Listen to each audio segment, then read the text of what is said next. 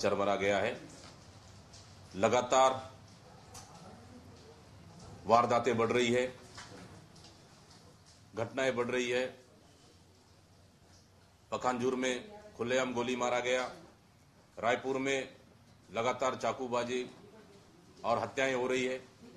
मतलब इस तरह से कि भारतीय जनता पार्टी की सरकार में सरकार छत्तीसगढ़ नहीं, ये अपराध का गढ़ बनते जा रहा है। कानून व्यवस्था पे कोई नियंत्रण नहीं है और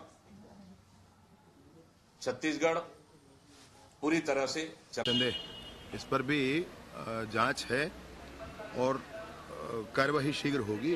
आप बिल्कुल आप भी ध्यान रखें इस विषय का, बार बार पूछते रहें, हम लोग भी ध्यान रखेंगे।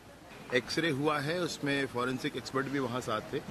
उन्होंने ये बताया है कि उनके सिर में पीछे की तरफ से ब्लडिंग हो रही थी और एक्सरे करने पर यह पता चला कि कोई फॉरेन बॉडी ऑब्जेक्ट उसमें है। तो पूरी शंका इस बात की है कि ये हत्या है। तार कहां तक जुड़ते हैं, क्या होता है, इसकी जांच पुलिस कर रही है और शीघ्रता ही होगी कि आपको इसका असली गुनहगार कौन है वो सामने आएगा। पुलिस में बहुत स्पष्ट ये निर्देश है और उनका संकल्प भी है कि जो भी है उसको सख्त सजा होनी चाहिए, कानून के आधार पर पूरी कार्यवाही होनी चाहिए। नमस्कार, मैं हूं मोहन तिवारी। आज के मुद्दे में आपका स्वागत है और आज का मुद्दा आधारित है उन बड़ी वारदातों पर केंद्रित चर्चा आज हम करने वाले हैं, जिसमें हम देख रहे हैं कि कानून व्यवस्था लगातार सवालों के घेरे में है। मैं आपको बता दूं कि पिछले 72 घंटे में ही 3 बड़ी ऐसी वारदातें हो गई हैं जो कि ये सवाल खड़ा करती है कि आखिर अपराधियों पर नियंत्रण कसने में नई सरकार क्यों सफल नहीं हो पा रही है। 1 महीने के करीब अब सरकार ने अपने आप को स्थापित करके कार्यकाल शुरू कर लिया है, लेकिन अभी भी स्थितियां वैसी की वैसी बनी हुई है। ऐसे में विपक्ष को मौका मिल गया है और इन्हीं चुनौतियों पर आज हम बात करने के लिए जुटे हुए हैं। मिल लेते उन मेहमानों से जो इस चर्चा में हमारे साथ रहेंगे। हम बहुत स्वागत करेंगे। हमारे साथ जुड़ रहे हैं कांग्रेस का पक्ष रखने के लिए शिव सिंह ठाकुर जी, बहुत स्वागत करते हैं आपका। हमारे साथ बीजेपी का पक्ष रखने के लिए दिनेश अग्रवाल जी हैं, बहुत स्वागत करते हैं आपका। और वरिष्ठ पत्रकार के रूप में हमारे साथ बाबूलाल शर्मा जी, राजनीतिक विश्लेषण हमारे सामने रखेंगे, बहुत स्वागत करते हैं आपका। तो तीनों मेहमानों का स्वागत है। और जैसा कि मैंने बताया कि लगातार आपराधिक घटनाएं बढ़ रही है और एक घटना तो बीजेपी नेता से ही जुड़ी हुई है और इसीलिए बीजेपी सरकार से ये सवाल वाजिब हो जाता है कि आखिर इस तरीके की घटनाओं पर वो नियंत्रण कर क्यों नहीं पा रही है। अभी भी महकमा उन्हीं अधिकारियों द्वारा संचालित किया जा रहा है जो कि पिछले सरकार के द्वारा स्थापित किए गए थे। नए लोगों की ट्रांसफर पोस्टिंग की लिस्ट आनी बाकी है। ऐसे में जो चुनौतियां हैं उसका क्या जवाब है, सरकार से भी पूछेंगे, कांग्रेस का पक्ष भी जानेंगे। तो पहले समझ लेते हैं कांग्रेस क्या आरोप लगा रही है और क्या इतने कम समय में के कार्यकाल को लेकर ये सवाल उठाना वाजिब भी है कि जो घटनाएं हो रही हैं उसका सरकार जवाब दे या उस पर तुरंत नियंत्रण करे। शिव सिंह ठाकुर जी, क्या आपत्ति है कांग्रेस को? कांग्रेस क्या सवाल पूछना चाहती है सरकार से? देखिए मोहन जी, हम तो सोच रहे थे कि भाई सरकार को, नई सरकार बनी है, इनको मौका दें, हम उसके बाद कुछ बोलेंगे। लेकिन ये ऐसे अपराध लगातार महीना भर भी नहीं हुआ है। एक तो पहले इन्होंने जो है मंत्रिमंडल गठन करने में देरी लगाए, फिर उसके बाद विभाग देने में देरी लगाए। तो इस प्रकार से जो है जनता, जो आपराधिक घटनाएं इतनी बढ़ने लगी है, रोज लूट मार हो रहा है, रोज गैंगवार हुआ है और वहां पे पखानजूर में इतनी बड़ी घटना हुई है।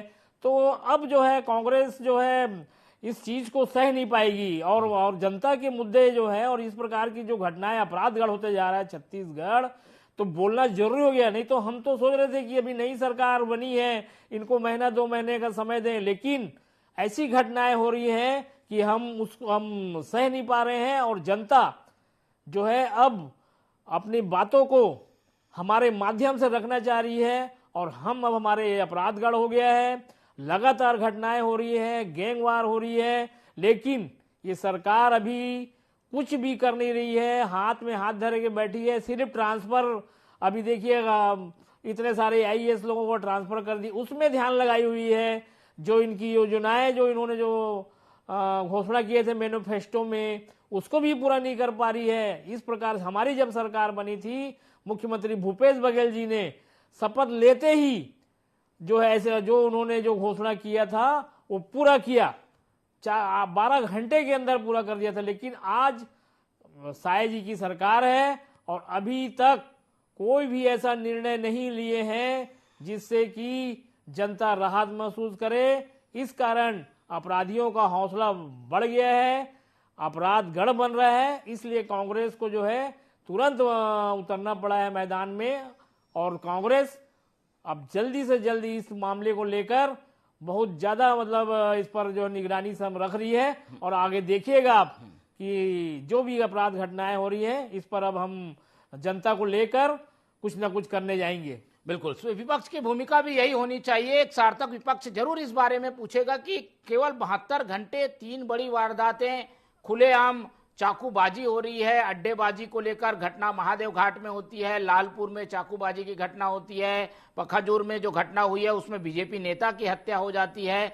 अपराधी कहाँ हैं, अपराधी कब पकड़े जाएंगे, इस तरीके के सवाल कांग्रेस के पास है और इनका जवाब तो सरकार को देना ही चाहिए। हम उम्मीद कर रहे थे कि जब गृह मंत्री बने हैं विजय शर्मा तो वो विजय हासिल करेंगे अपराध पर अभी तक ऐसा कुछ दिखता नहीं है। तो अग्रवाल जी बताएं, क्या किस तरीके से डिफेंड करेंगे विपक्ष के इन सवालों का क्या जवाब है आप लोग के पास?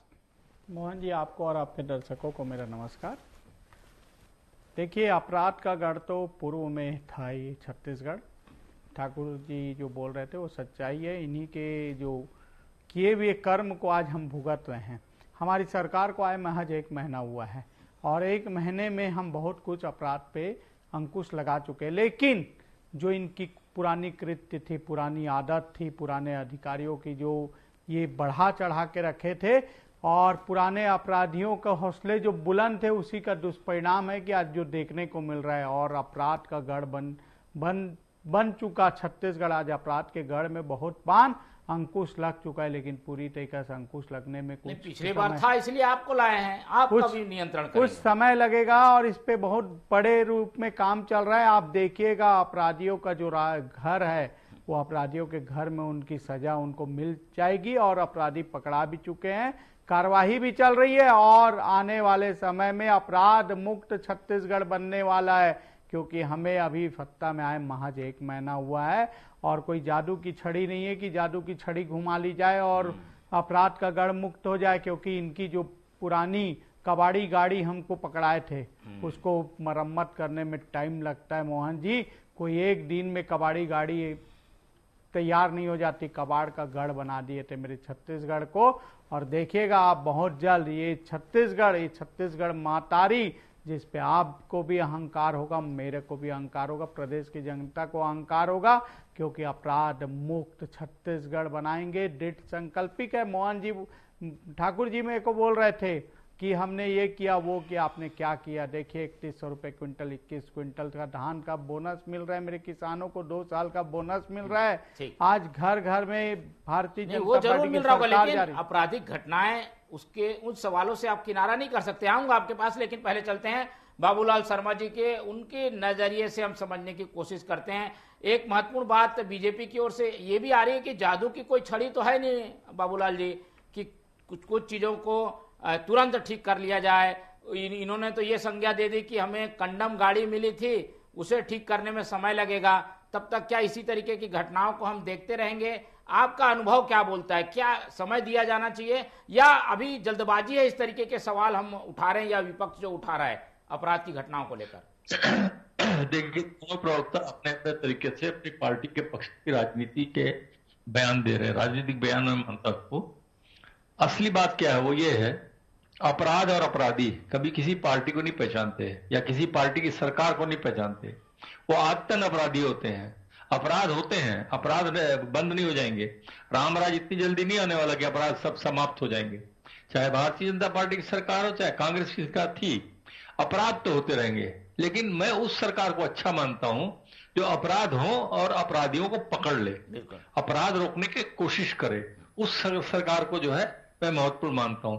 देखिए, अभी तो 1 महीना हुआ है, हम तो 3 महीने को जो है हनीमून पीरियड मानते हैं किसी भी नई सरकार के लिए। हमने भूपेश सरकार के समय भी इस बात को कहा था।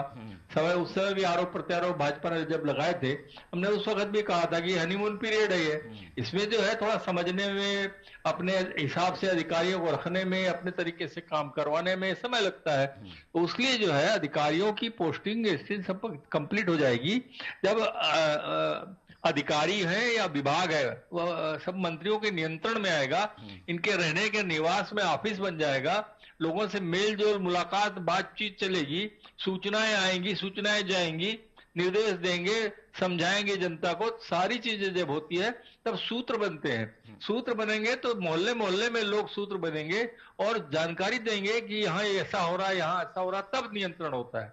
अभी तो शुरुआत है। मैं इस भारतीय जनता पार्टी की वर्तमान सरकार को कोई दोष नहीं देता इन अपराधों के लिए, क्योंकि अपराधी और अपराध कभी सरकार को नहीं समझते, न उन सरकार के लिए उनका कोई प्रभाव होता, वो अपना अपराध में लिप्त रहते हैं। और दूसरी चीज ये है कि आप आरोप प्रत्यारोप जरूर करिए, क्योंकि कानून व्यवस्था सबके लिए जो है दुखदाई होती है। अगर कानून व्यवस्था बिगड़ी होगी तो हमको भी प्रभाव पड़ेगा, आपको भी प्रभाव पड़ेगा मोहन भाई, या जो दो प्रवक्ता बैठे हैं इनको भी प्रभाव पड़ेगा। जब ये रात को जाएंगे या हम और आप ड्यूटी से वापस जाते रहेंगे तो अपराध का सामना हमको भी करना पड़ सकता है। इसलिए जो है हम भी उम्मीद करते हैं कि नई सरकार जल्द से जल्द जो है नियंत्रण की स्थिति में आ जाए, अपने दैनंदिन कार्यक्रम जो है उसको समझ ले और जल्द से जल्द इसमें नियंत्रण करने का प्रयास करे। तो 6 महीने के बाद, हम 3 महीने के बाद कम से कम ये समझने लगेंगे कि सरकार सही दिशा में जा रही है या ये उसी तरह से चल रही है जैसी सरकारें चलती हैं। और अपराधी जो है वो अपने समाज के बीच में रहते हैं और पनपते भी हैं। नियंत्रण जो है वो देखते हैं क्या होगा, समय बताएगा कि ये सरकार कैसे नियंत्रण करती है। बिल्कुल। मार्के की बात बाबूलाल शर्मा जी ने ये कही कि अपराध तो होंगे पर अपराधियों को तुरंत पकड़ लिया जाए, इस संबंध में एक्शन होना चाहिए और इसकी समीक्षा और इस पर नजर रखने का काम सरकार का होता है। एक बार फिर से दिनेश अग्रवाल जी के पास जाता हूं। दिनेश अग्रवाल जी, केवल हनीमून पीरियड चल रहा है इसलिए कुछ चीजों को छोड़ा भी नहीं जा सकता। अपराधियों को तो पकड़िए, तो अधिकारियों से तो पूछिए ये घटना हुई है, अपराधी क्यों नहीं पकड़े गए, इसमें कहीं ना कहीं कोताही, क्या कमी बेसी दिखाई दे रही है, इसको ठीक करेंगे, ये तो भरोसा दिलाइए दर्शकों को। बिल्कुल।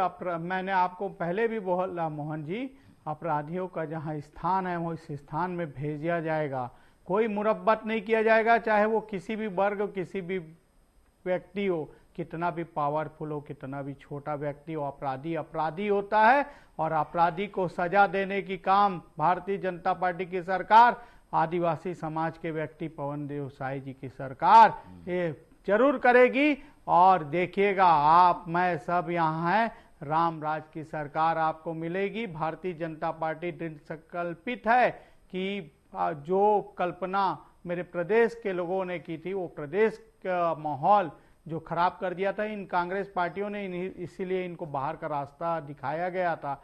और आज आपके चैनल पे बैठ के, मैं इस लोकप्रिय चैनल पे बड़ी विश्वसनीयता के साथ और बड़े संकल्प के साथ आपको दावा कर रहा हूं कि अपराध का गढ़ मुक्त छत्तीसगढ़ बनेगा। और अगर अपराध होता है तो अपराधियों को तुरंत उनके ऊपर कार्रवाई करके उनकी जो स्थान है वहां पर भेजने का काम ये FI जी की सरकार जरूर करेगी।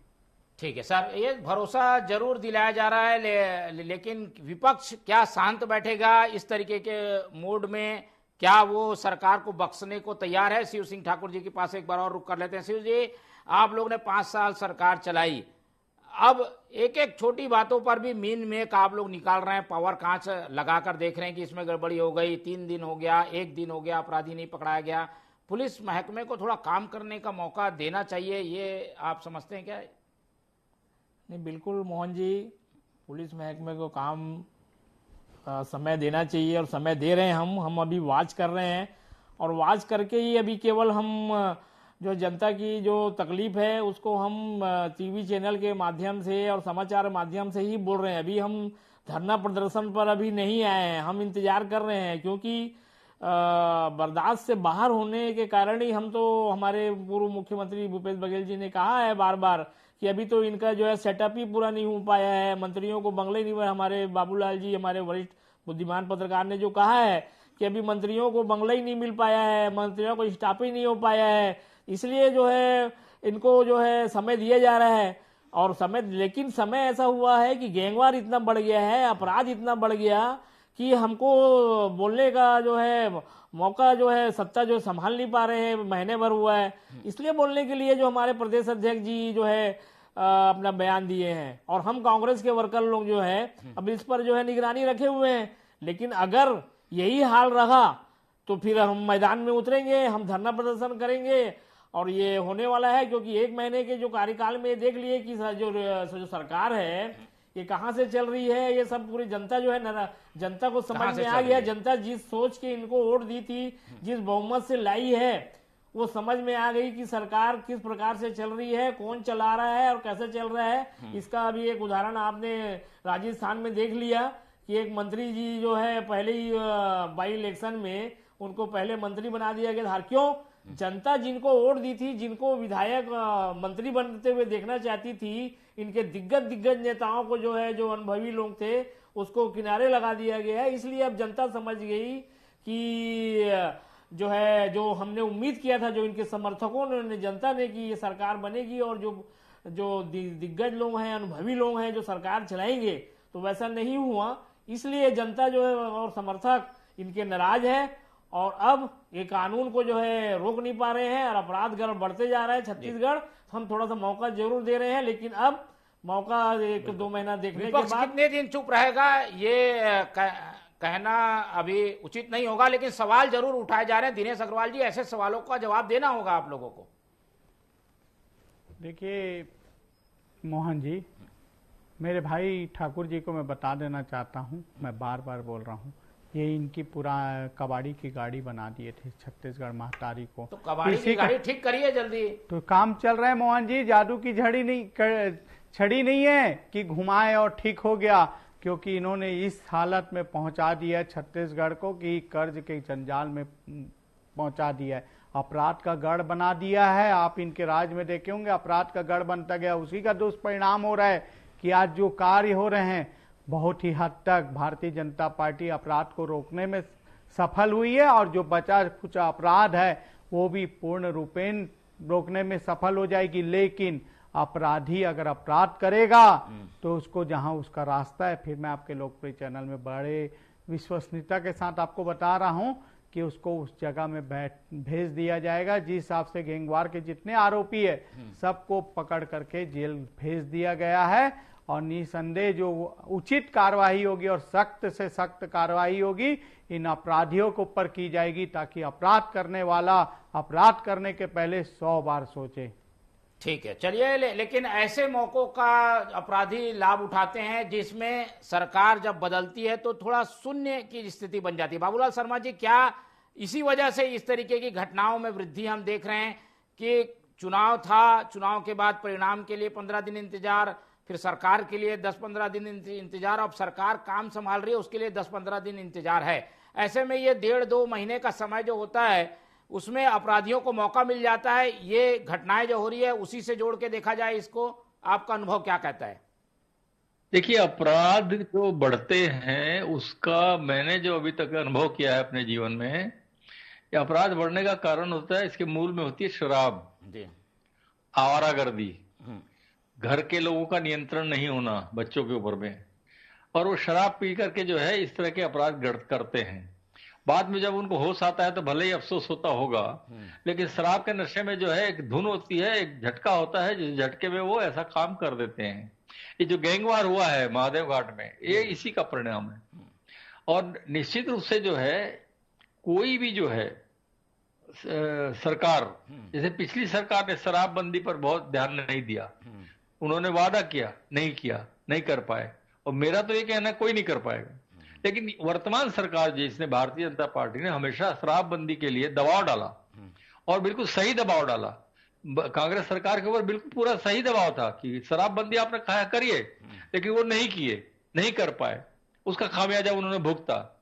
अब जो है ये जिम्मेदारी जो जिस भारतीय जनता पार्टी ने कहा था कि शराबबंदी कीजिए, इससे अपराध बढ़ रहे हैं, इस पर अब जिम्मेदारी आती है सरकार पर कि कोई ऐसी कोशिश करे इसमें शराबबंदी पूरी तरह भले ही ना हो लेकिन उसमें नियंत्रण हो, शराबबंदी की तरफ दिशा बने, लोगों को विश्वास हो कि ये जो सरकार नई बैठी है ये शराबबंदी की तरफ या शराब के खिलाफ जा रही है ताकि अपराध कम हो। इस तरह कुछ दिखाई देना चाहिए, कोई ना कोई एक नया प्रयोग जो है शराबबंदी की तरफ बढ़ाना चाहिए कदम।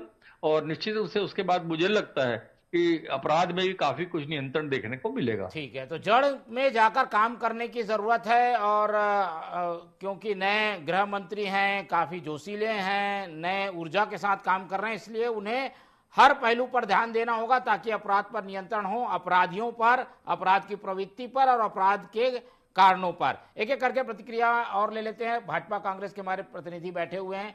दिनेश जी, क्या भरोसा दिलाएंगे कि जड़ भी खत्म होनी चाहिए तो शराबबंदी भी आ जाएगी, फिर अंकुश लगाना है तो अधिकारी अच्छे चाहिए, वो करना होगा, तो कई स्टेप में काम करने की जरूरत है। कब से दिखेगा ये सारा काम? देखिए, काम दिखने लग गया है मोहन जी। और रही बात, बाबूलाल शर्मा जी ने बहुत अच्छी बात बोली कि शराब बहुत बड़ी वजह है। अवैध शराब की जो बिक्री थी उस पे पूरी तरीके से अंकुश लग चुका है। चकना सेंटर, अवैध चकना सेंटरों पे आपने और सबने देखा होगा, सरकार आते ही सबसे पहले बुलडोजर की अगर चकना बंद किया, शराब तो वहीं की वहीं है। अवैध शराब की पूर्ण रूप से बंदी हो चुकी है मोहन जी। जो गली गली में शराब बिकवाई जा रही थी कांग्रेस के शासन में, वो बंद करने में भारतीय जनता पार्टी सफल हो चुकी है। लेकिन कुछ मात्रा में अगर शराब बिक रही है उसे भी भारतीय जनता पार्टी आप लोग तो बड़े सवाल पूछते थे कांग्रेस से कि शराबबंदी कब होगी, क्या होगी। अब आप सरकार में हैं, ये जड़ शराब है अपराधियों की। शराबबंदी का झूठा वादा इन्होंने किया था। भारतीय जनता पार्टी ने कभी नहीं बोला कि शराबबंदी होगी। भारतीय जनता पार्टी का एजेंडा नहीं था। इन्होंने गंगा जल की झूठी कसम खा करके कहा था कि शराबबंदी करेंगे। देखिए, गंगा जल की जो कसम हम जो खाए थे वो धान के मामले में खाए थे कि हम कर्जा माफ करेंगे किसानों का, उसके लिए खाए थे। ये भारतीय जनता पार्टी झूठ का प्रोपगंडा है, पूरा झूठ फैलाने में माहिर है। पूरी हमारा जो गंगा जल था वो धान के मामले में था कि हम किसानों के कर्जा माफ करेंगे। प्रदेश की जनता को और दिग्भ्रमित किया है इन लोगों ने जो है शराबगढ़ बना दिया था छत्तीसगढ़ को। डॉक्टर रमन बड़े सिंह लोकप्रिय चैनल में बैठ जो है प्राइवेट झूठ मत बोलिए। बाद में जाते जाते इन्होंने जो सरकारीकरण किया उसी को हम लोगों ने पालन किया।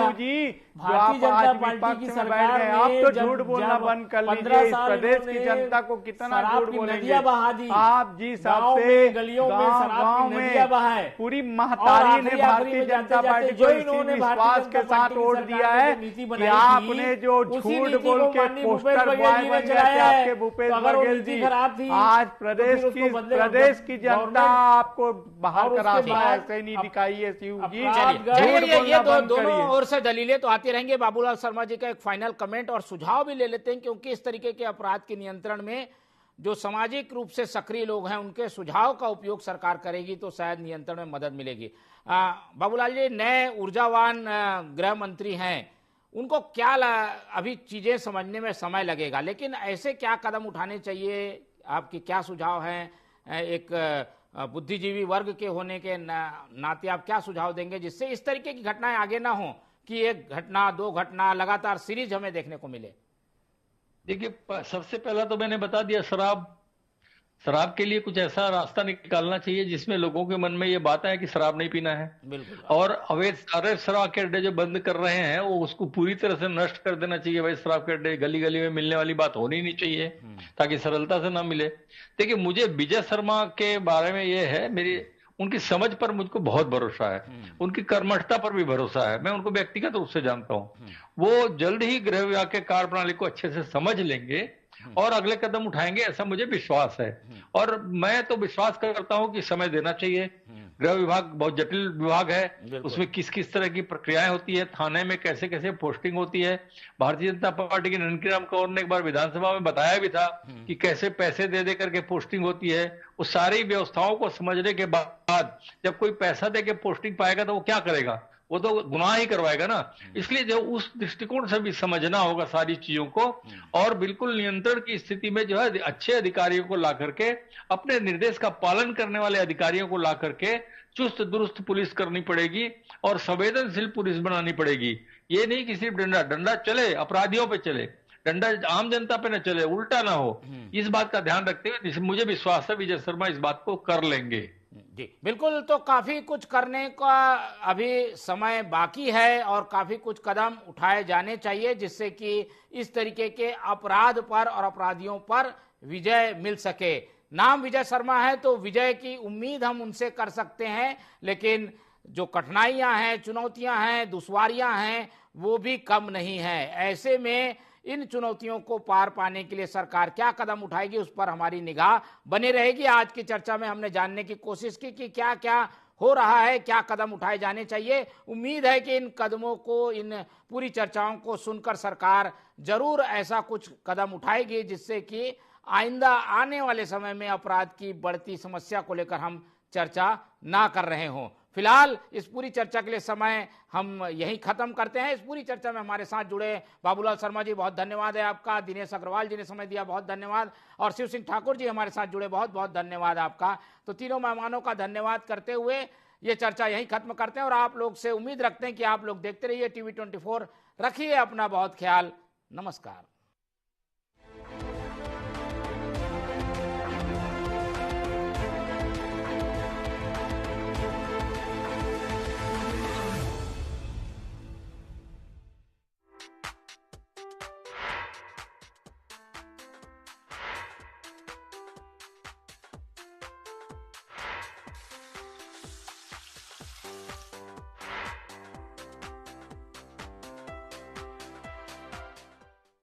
राजनीति खेल है शह और मात का, घात और प्रतिघात का। राजनीति के खेल में कौन है राजा, कौन है प्यादा, कहां टूटी है संयम की मर्यादा, जनता में कौन लोकप्रिय